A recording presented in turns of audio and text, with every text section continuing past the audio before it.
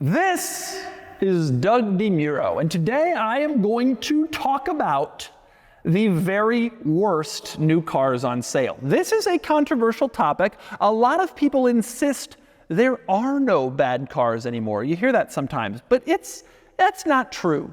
That just isn't true. There are bad cars, as I'm going to explain. And most car reviewers will not touch this topic because they're afraid of getting blacklisted by the automakers from the press fleets. But I don't really care, so let's do it.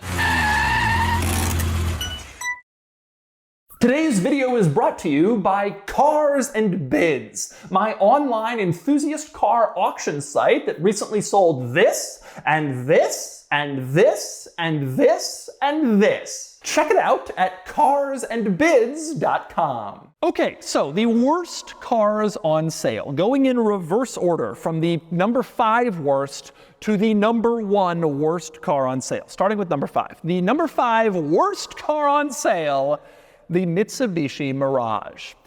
This is like too easy. It's like low-hanging fruit. Of course the Mirage is terrible. It's really cheap. It's not really all that well done. Every time I complain about the Mirage, I get a barrage of annoying people saying, "You're making fun of the poor. They can't afford anything else." The only one making fun of the poor is Mitsubishi by putting this abomination on the market for 10 years now.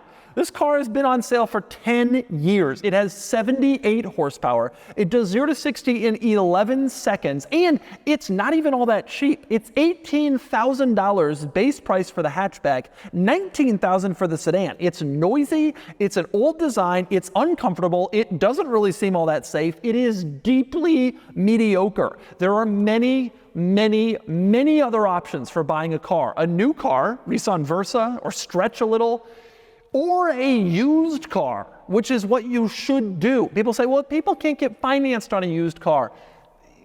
Almost everyone who can get financed on a Mirage can also get financed somewhere, somehow on a used car.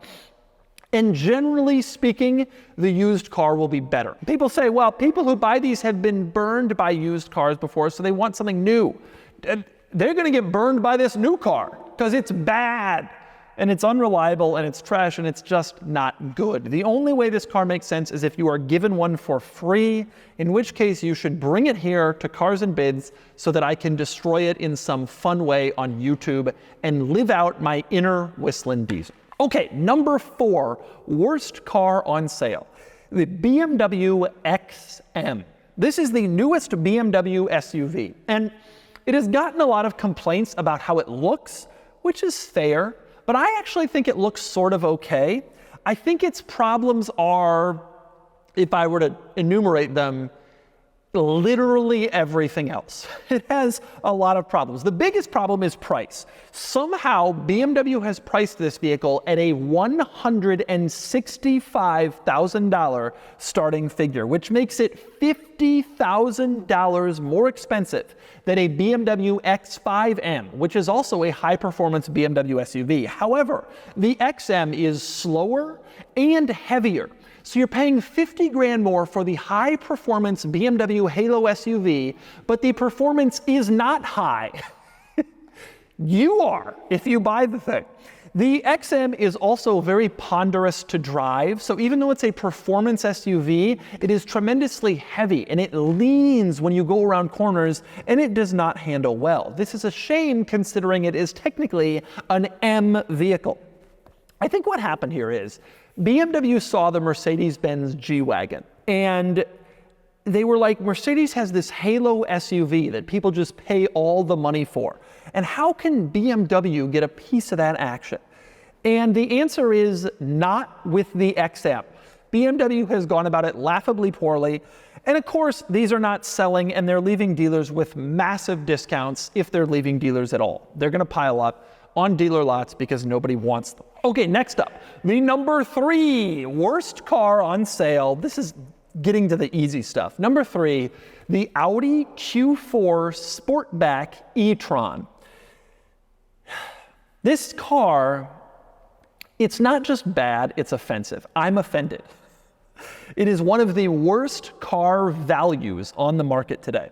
So the starting price is around $60,000, which is a lot of money.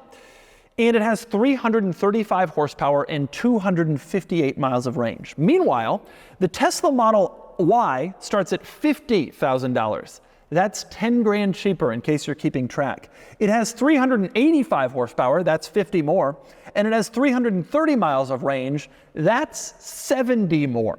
So the Model Y has more range, more power, and costs $10,000 less. And by the way, the Audi was actually worse. Initially when it came out, it had 295 horsepower and 236 miles of range for the same price. So it was down 90 horsepower to Tesla and 100 miles of range, and it cost more money.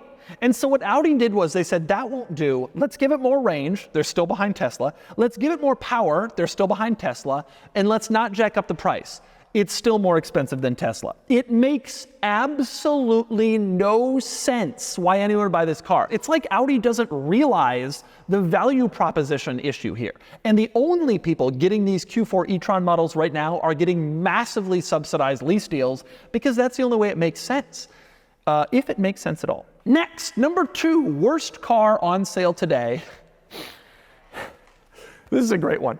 The Buick Encore GX. Let me explain this car. You've never heard of it. This is Buick's subcompact crossover, and it starts at $27,000, which is totally fine, until you discover that Buick has another subcompact crossover called the Envista, which starts at $23,500.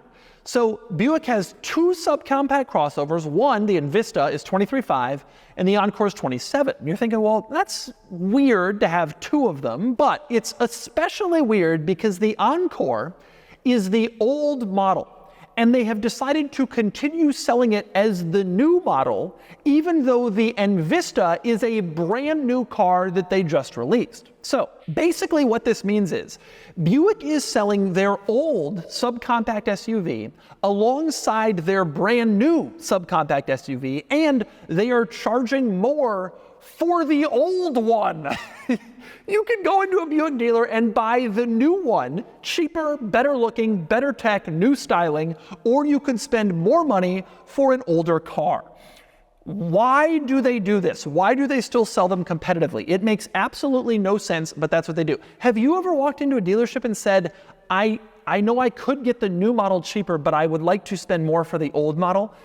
That's what's happening at Buick dealers with the Encore GX. By the way, it also doesn't drive well, and the interior looks old against the Envista and everything else. So there's those problems too. But undoubtedly, the number 1 worst car on sale today, the worst new car you can buy right now, is the Subaru Solterra / the Toyota BZ4X. If I were to sum up this car in a sentence, it would be bad. Just plain bad. Let me give you the specs. For $44,000, real money, you get 200 horsepower and 240 miles of range with front-wheel drive, or 215 horsepower and 222 miles of range with all-wheel drive.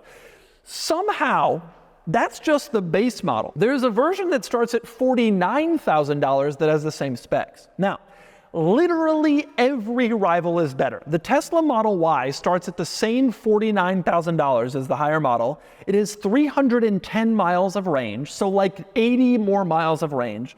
It has almost double the horsepower. The Mustang Mach-E starts at $40,000, cheaper than the BZ4X, and it does 250 miles of range, more, with 266 horsepower, which is 30% more. There is literally no car on sale that offers a worse combination of price, performance, and range all in one vehicle than the BZ4X. That's not its only problem, believe it or not. It also has an incredibly stupid name. It's lowercase b, capital Z, number 4, capital X. That's how they style it. I have no idea why.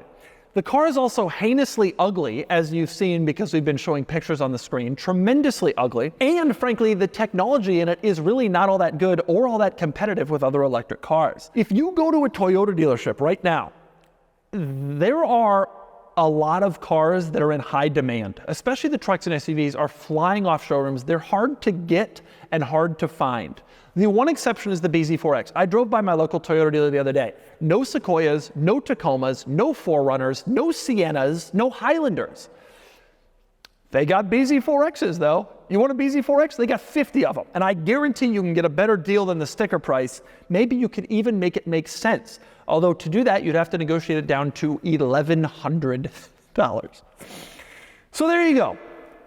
I'm expecting to get hate mail from BZ4X and Q4 Sportback e-tron owners, but I think they know their car is not very good because that's how they were able to lease one for $99 a month with nothing down. And the next time you see a car reviewer sort of bat away the question of, there's no bad cars on sale anymore, change the subject, we don't want to talk about this, I don't want to get blacklisted. Well, here you go. This is the truth. There are bad cars, and I have named and shamed them.